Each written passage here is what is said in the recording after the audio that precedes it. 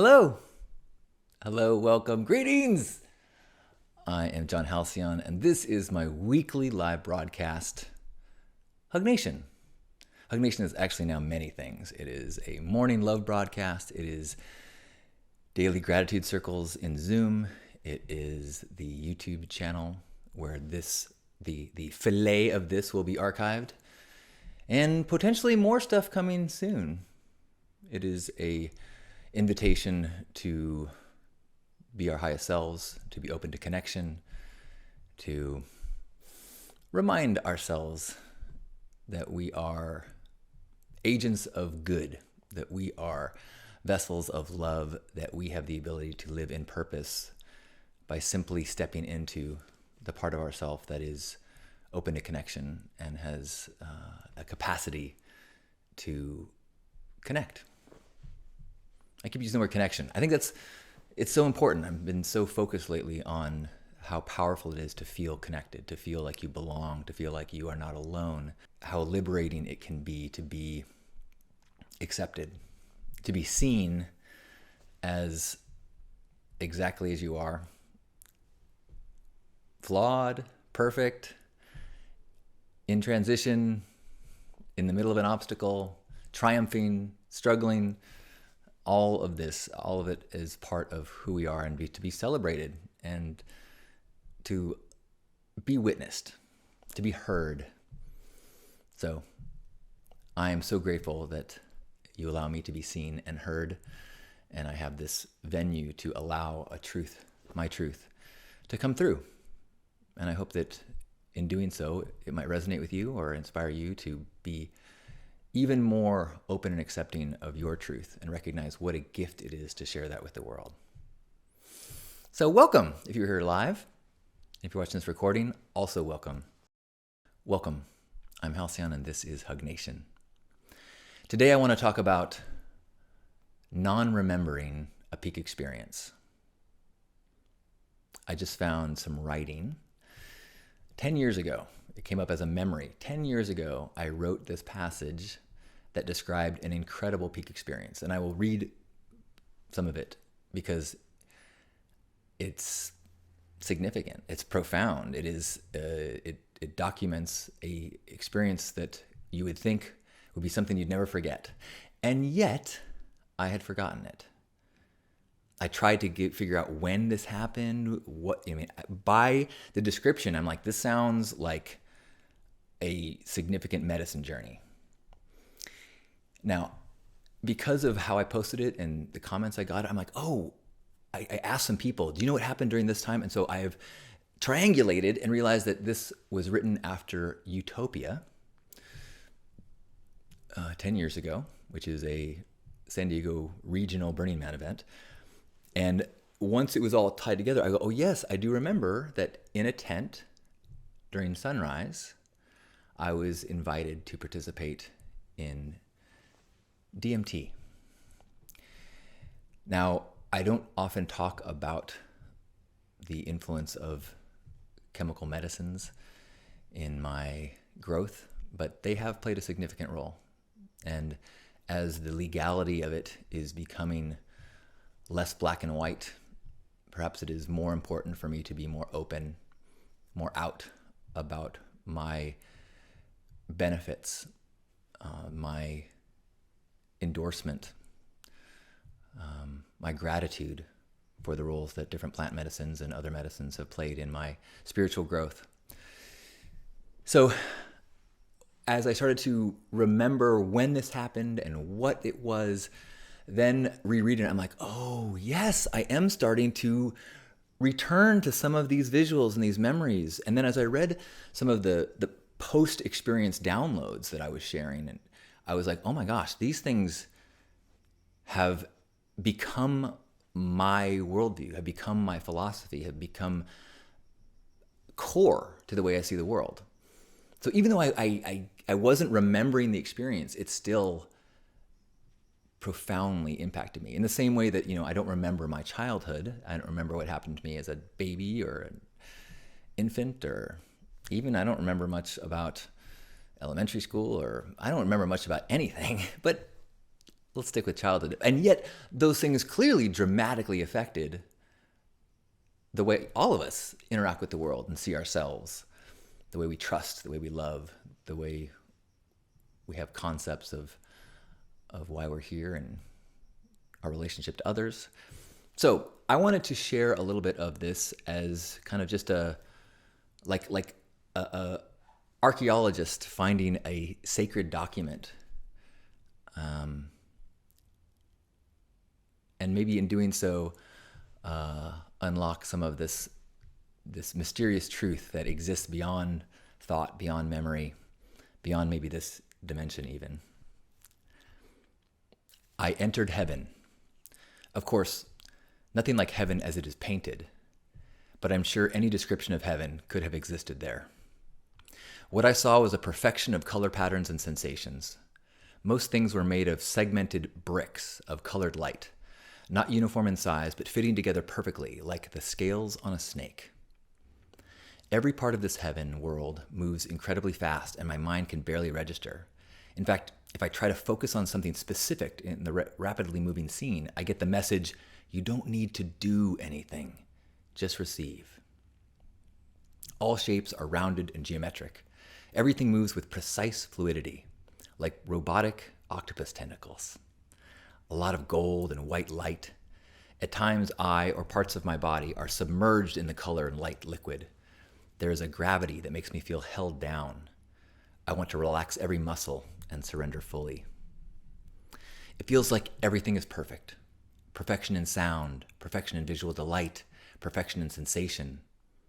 It is as though some higher consciousness, with the Creator's understanding of my brain, has taken control of my synapses. I am experiencing pure delight in every way and experiencing some sensations that I didn't know existed. Something akin to a body orgasm, plus the feeling of swallowing a big gulp of water while thirsty, plus the elation of winning the 50-yard dash in 6th grade. I feel as though my body is motionless, yet I am moved quickly around, like I am being carried by this light, like a living conveyor belt of liquid, translucent gold. This first portion of the experience is beyond mind. There are no lessons or teachings that my human brain can grasp. It feels more like a peek at something, perhaps a preview? Perhaps it is like a divine, now downloading, please wait graphic, as deeper awareness, beyond conscious thought, flows into me. Later, when I have more control of my mind, I try to process. I find myself puzzled. Does this experience exist solely in my mind? Or is this experience transdimensional? Was that an internal was that an internal or external experience of the divine oneness? In the end, it does not matter. Whether it exists within the cosmic DNA of my physical being or in some other portion of the unknown universe, it does exist. Even as an idea, it does exist. And if it does exist, then the boundaries of the universe must be redrawn. The intense portion of this experience ends rather abruptly after 10 minutes, but is followed by a longer period where the memories are vivid and my perceptions and thinking are coated with the golden bliss. Like my mind and body are covered in a lubricant of pure light and love. The thoughts that run through me seem to bridge the two worlds. I keep my eyes closed and speak. What I share to others in the room has nothing to do with my experience in the light, but it is influenced by it. I see the beauty of the human experience. In contrast to the perfection of the golden light, the human experience has a perfection too. All the sorrow and trials and love and elation are perfect. The highs and lows of human roller coaster are a different part of perfection. The perfection of duality, pure love, heaven, golden bliss is, well, perfect. But it could get boring. And in all the universe, I would guess that the human experience is among the least boring. So, as the all-one, non-dual cosmic consciousness, why wouldn't I spend a few millennia experiencing the gorgeous drama of humanity? Just as we can delight in a horror movie, or enjoy the joy and frustration in a child's soccer game, or happily work towards the success of a project for work, we can enjoy the game of life. Being human is all about participating in these small human dramas and letting ourselves feel the tension of it. We enjoy it because you know it isn't truly real. We know that it will end. But any of these things can be horrific if you forget that you have taken on the experience by choice. We can enjoy all the struggles of our human lifetime, knowing that they too will end. We allow ourselves to fall into the experience so that we can feel the intensity of it. The next section is called Innocence Lost. I'm just going to keep reading because I'm really enjoying it. Socialization is the process of being taught a worldview. We are indoctrinated to believe that the culture, not anything internal, is the source of our happiness. Our jobs, our status, and our bodies are what is important. This is taught. A child doesn't require the guidelines of socialization to seek their bliss. As they grow up, they are given layers of belief that cover up and stifle the divine heart song. This isn't done with malice. On the contrary, we do it with love. Parents, teachers, and preachers all feel the responsibility of teaching a child how serious it all is. At some point, we cross the threshold and go from following our heart song to following the rules and trying to fit in. Or perhaps not fit in, but usually as an act of rebellion, not by following our heart song. This is the moment we bite the apple and leave the Garden of Eden. We begin to care what others think. And unfortunately, the other in our society is a zealot with faith in the commercial world. Things like the correct brand of shoe, job title, and the ideal percentage of body fat become the guideposts on our map. Next section is on maps. But some things must be understood about maps. A map is not the landscape. You cannot understand the Grand Canyon by studying a map of it. Following the 10 Commandments will not make you happy or get you into heaven. Any sacred teachings, whether religious or cultural, are just maps trying to point us to joy. As the Buddhists say, they are fingers trying to point us to the moon. But as the Buddhists say, do not mistake the finger for the moon. This is especially important because of the second thing to remember about maps. They are not infallible. They contain all the innocent misunderstandings and malicious misleadings of those who made it. Maps should always rank second behind our inner truth, our inner heart song, our divine light. There is a tiny metal filing inside of that. When we tune into it, it feels the gravitational pull towards source, towards compassion, towards love, towards service, towards an awareness of being connected to all things, towards an awareness that joy is the only guidepost to trust. All maps, all external faith, all well-intended teachings. Everything of the world must be seen as a finger pointing to the moon, but it is the iron filing inside and the pull it feels towards the moon that is our ultimate compass. Among all the distractions of the world, the gravitational pull of the moon seems minuscule, and without practice, it may seem to not exist. But along your path, you will meet people who feel that pull with absolute certainty. You will know them by the walk they walk and the peace in their eyes. Do not accept the words they say as truth. Words are just maps. Let them be as helpful as they can be, and no more so.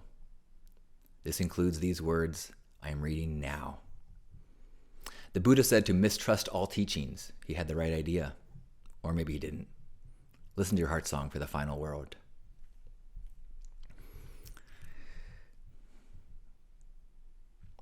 How is the next section. The process of amplifying your heart song, and by that I mean the map as I see it, is one of gratitude, surrender, acceptance, love, and service. It starts and continues as a process of looking critically at your own existing worldview. At first, you may not know where to look because it feels the way it is, but I assure you it is only a map so ingrained in you that it seems like truth. Start to ask, why do I want this? Why does this anger me? Why am I judgmental in this instance? What would be the risk of being more compassionate or generous in this moment? Baseline. The world is amazing. It is filled with so many miracles that we stop seeing them. We adjust our baseline to think triumphs like running water and peaceful streets are to be taken for granted.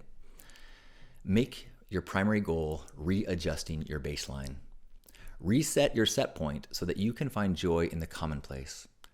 I assure you that birdsong, blade of grass, and sleeping baby you walked right by are as amazing and God-affirming as the grandest spectacle. Don't let the media steer you into believing what they think is amazing. Make gratitude lists.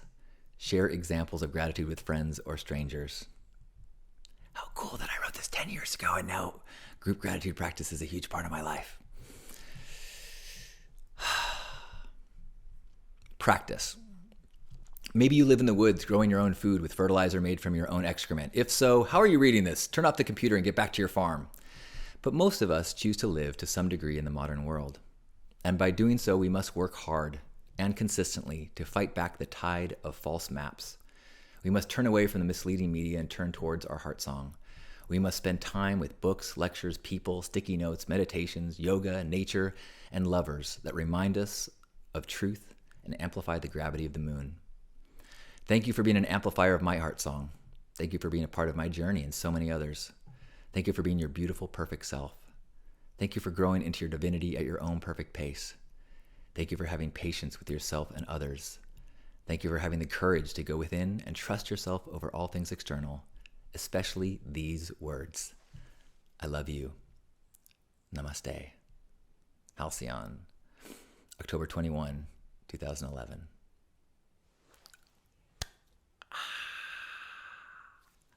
Wow. That gives me a lot to digest. And I hope it made some sense, resonated in some way. I will definitely be returning to this and maybe trusting that the experiences that I have are affecting me in the world exactly as they should. They do not need to be retained as perfect memories. That everything is happening in this present moment perfectly, especially this one right now. Thank you. I love you.